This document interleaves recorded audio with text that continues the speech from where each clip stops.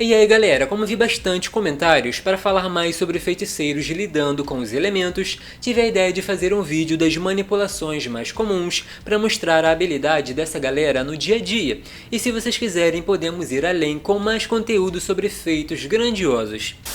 Vamos começar pela Satana, que assim como seu irmão Daemon, é bem ligado ao fogo e por isso tem uma habilidade muito grande com esse elemento, podendo usar de uma forma mais comum ou fortalecer essa manipulação por meio de magia, como aconteceu nos Thunderbolts de 2011. Ali a feiticeira usou o elemento de formas bem interessantes enquanto lutava contra uma horda de zumbis. Primeiro pulverizou uma grande quantidade e depois simplesmente criou uma barreira poderosa para impedir a passagem, ao mesmo tempo que ia desfazer o encantamento que colocaram naqueles corpos. Lembrando que é bem comum ver a moça envolvida nessas missões sinistras, porque ela gosta desse tipo de coisa.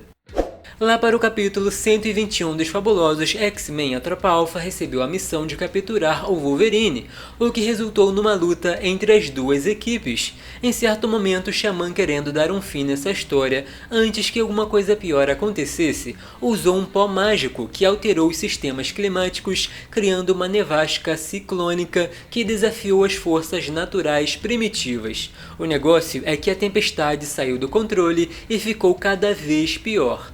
Então Aurora teve que entrar em ação, se tornando uma com a tormenta, para fazer o clima voltar ao estado normal.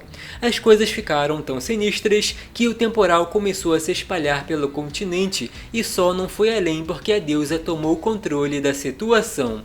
De acordo com Jumpo, ela é a X-Men mais poderosa. No capítulo 153 de Vingadores, a Wanda ainda estava muito longe da experiência que tem hoje, mas já mostrava feitos bem legais, e esse me chamou a atenção por dois motivos. Primeiro que ela causou um terremoto com o quadrinho dizendo que foi com o poder da Terra, o que muitas vezes está relacionado à relação de alguém com a Gaia, a capacidade de invocar ou até mesmo uma ligação com a deusa da Terra. E como sabemos, a feiticeira Escarlate costuma usar o poder da entidade.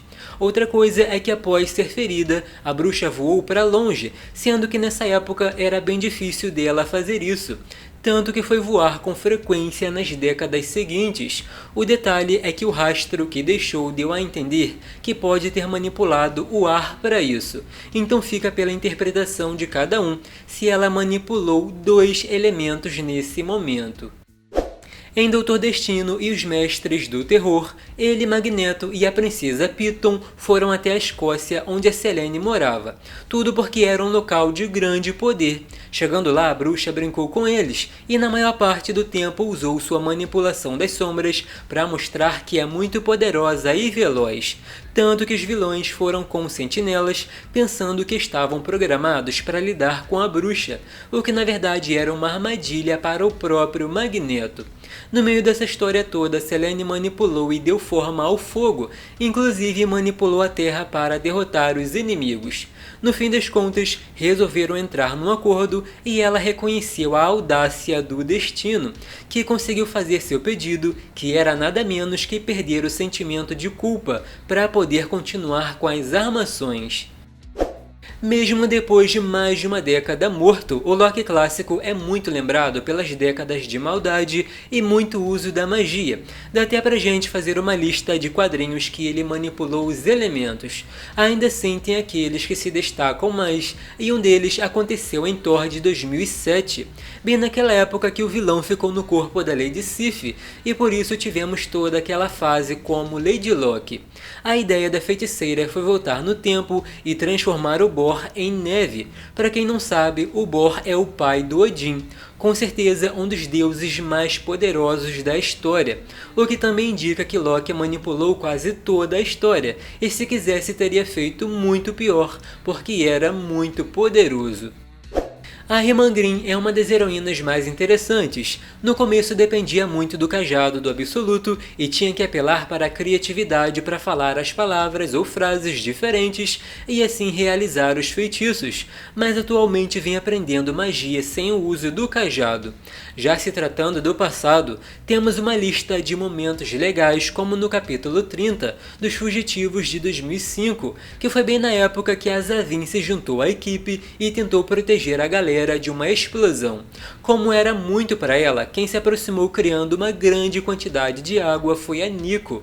Para ser mais claro, a equipe tentou fugir de um monte de ninjas entrando numa máquina do tempo, e o resultado foi justamente parar no passado, o que resultou numa série de confusões e a mistura da tecnologia da época com a atual quase explodiu todo mundo ali. O capítulo 169 dos Contos Estranhos começa com um homem sendo atacado, sendo que do nada surgiu uma fumaça e o som do tambor.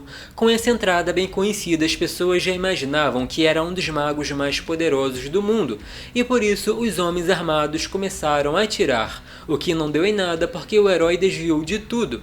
Um daqueles homens ousou o carro e tentando fugir bateu numa muralha, coisa que fez pensarem que o doutor também tinha morrido, mas para nossa surpresa ele saiu caminhando em meio à explosão.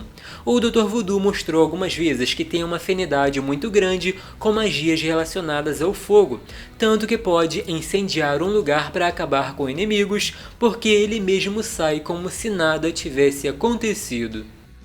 O Icano é outro feiticeiro que evoluiu muito, o que torna interessante ver a caminhada dele até aqui.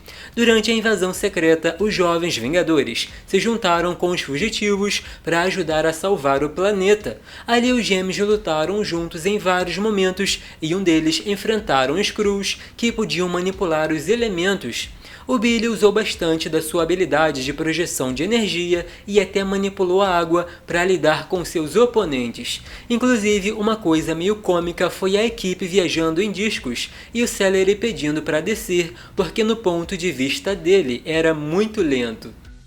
E para terminar no totalmente incrível Hulk de 2015, podemos ver a Encantor mais uma vez, tentando fazer alianças e não dando muito certo. A deusa convidou o Amadeus para se juntar a ela para quem sabe reinarem juntos, mas ele não aceitou porque já era o novo Hulk e tinha amor suficiente das pessoas da Terra.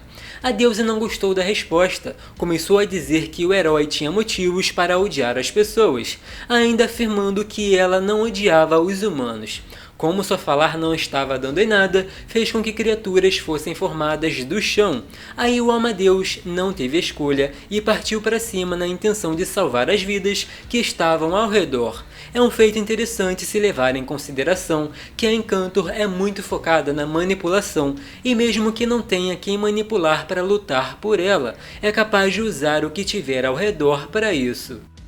Mas e aí galera, o que acharam desses feitos? Se quiserem mais vídeos como esse, é só comentar aqui embaixo e deixar aquele like porque é muito importante para o desempenho do canal. Para quem quiser me seguir nas redes sociais, estão aqui na descrição. Até mais!